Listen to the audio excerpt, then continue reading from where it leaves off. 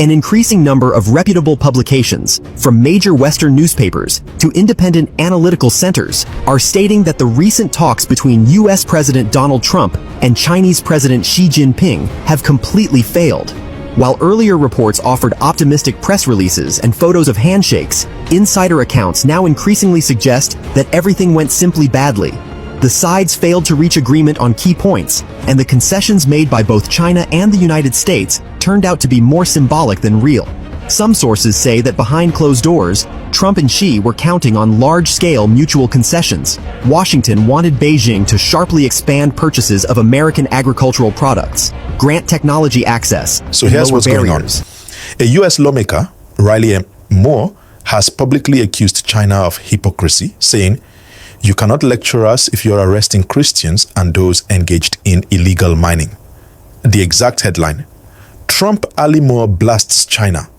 "You can't lecture us, you arrest Christians, plus those in illegal mining."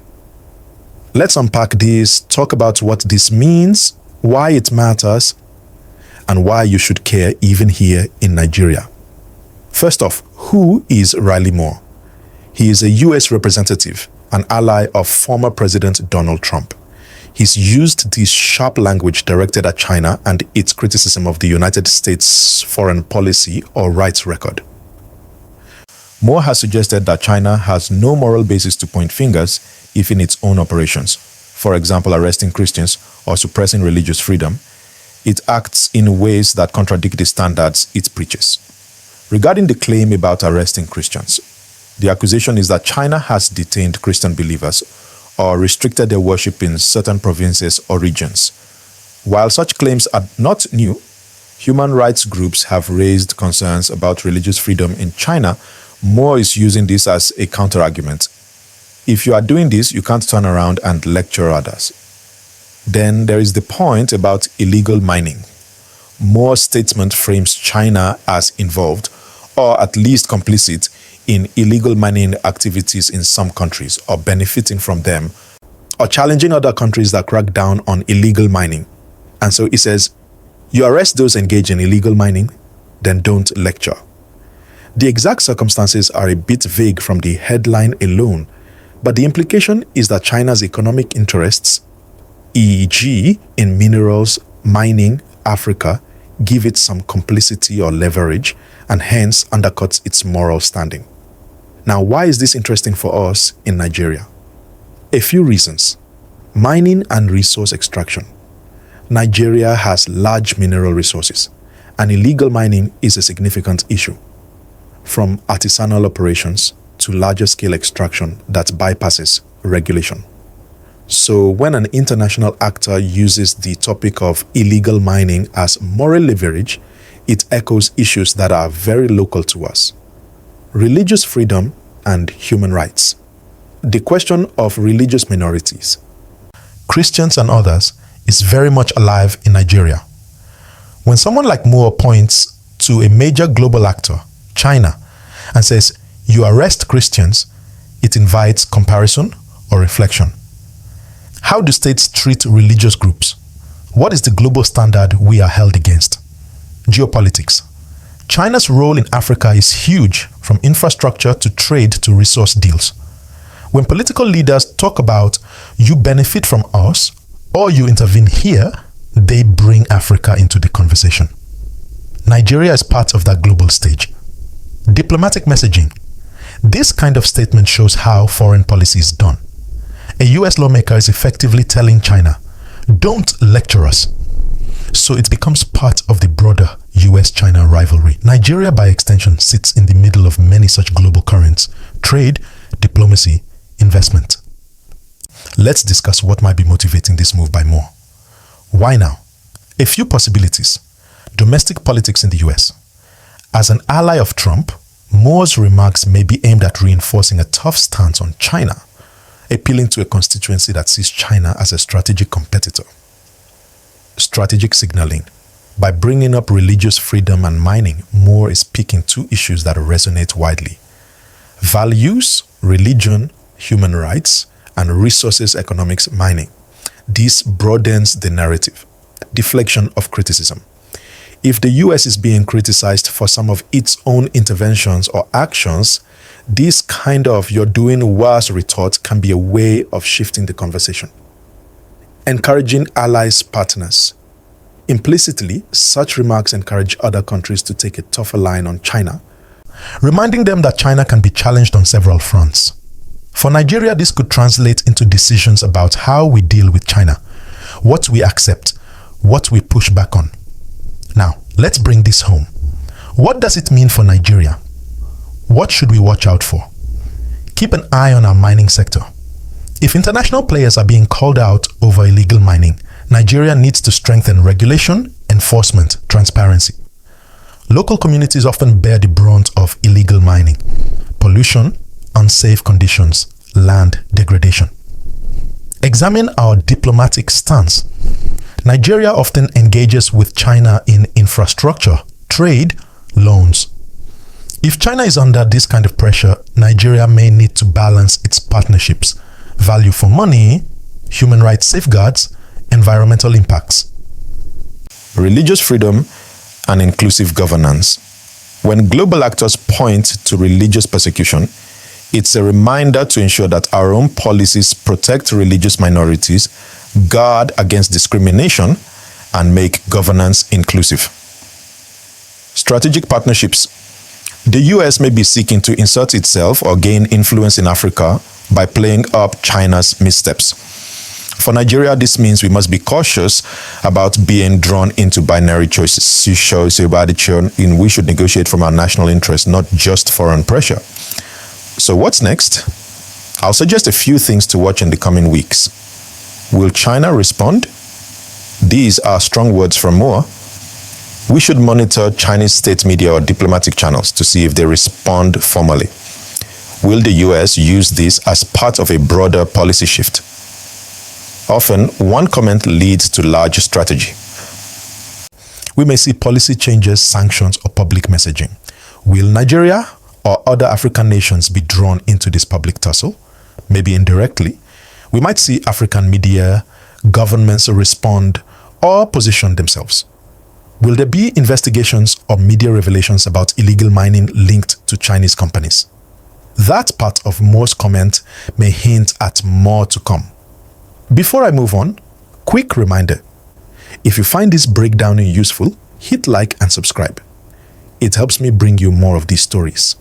Turn on notifications so you're the first to know when the next update drops. Now, one final piece, a related talk.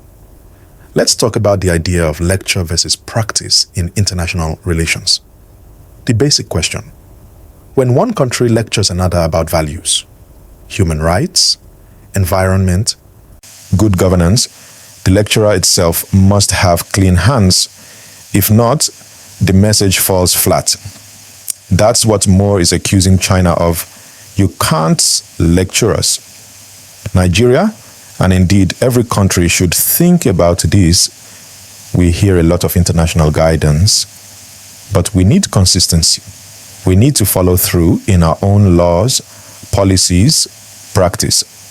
If we expect others to comply, we must too. That's how credibility is built. Let's break down what's really happening here. Moore, who's been a strong supporter of Donald Trump, has been very vocal about how China treats its citizens, especially when it comes to religious freedom. Reports from several international human rights organizations have for years said that Christians and other faith groups in China face restrictions. In some areas, churches are monitored and pastors are reportedly questioned or detained. So when Moore says, "You can't lecture us," he's basically calling out what he sees as double standards, that China shouldn't criticize the US on human rights when, according to him, it has serious internal problems of its own. Now let's talk about that illegal mining part, because that line got a lot of people talking, especially here in Africa. Moore accused China of hypocrisy, saying that while they claim to support illegal trade and environmental protection, there are instances where Chinese nationals are allegedly involved in illegal mining operations across parts of Africa, including countries like Ghana, Sierra Leone, Zambia, and even here in Nigeria. For example, in recent months, several news reports have shown that illegal gold and lithium mining in some parts of Africa have involved foreign nationals, sometimes linked to Chinese companies or individuals. Governments across the continent have had to crack down because these activities cause environmental damage, destroy farmlands, and displace local communities. So when Mo mentioned illegal mining, many Africans immediately related because we've seen what illegal mining can do to our environment and economy. And if we look at Nigeria, this point hits very close to home. In states like Zamfara, Niger, and Osun, illegal mining has been tied to banditry, loss of revenue, and insecurity. The Nigerian government has repeatedly warned foreign nationals to stay off unauthorized mining sites. So you can see why Moore's words are raising eyebrows, because it connects global politics directly to local realities we face every day. Now, some analysts believe Moore's statement wasn't only about human rights or mining, it was also political strategy. The US is gearing up for the 2024 presidential race, and China has become one of the hot topics. Many Republican leaders, including Trump's allies, use tough talk on China to show strength and patriotism. So when Moore made that statement, it also played into that political theater, a way of saying, we're not scared of China and we'll call them out. But here's where it gets really interesting. Some people have asked, isn't the US also guilty of the same thing it accuses others of? And that's a fair question. Because globally, countries often accuse each other of double standards. The US criticizes China on human rights, while China points to America's racial tensions or foreign wars. So it becomes a kind of blame game. One side saying, you're not perfect either. That's why I like to remind people. International politics is like a chess game. Every statement is a move. When Moore said those words, he wasn't just talking to China. He was also sending a message to American voters, to allies, and to countries like ours watching from the sidelines. Now let's tie this to something that concerns all of us, the battle for influence in Africa. Both China and the US are fighting for economic and political influence on this continent. China is offering infrastructure, loans, and investments. You see them building roads, bridges, airports. The US, on the other hand, focuses more on democracy, governance, and military partnerships. But behind those differences, both want one thing: influence.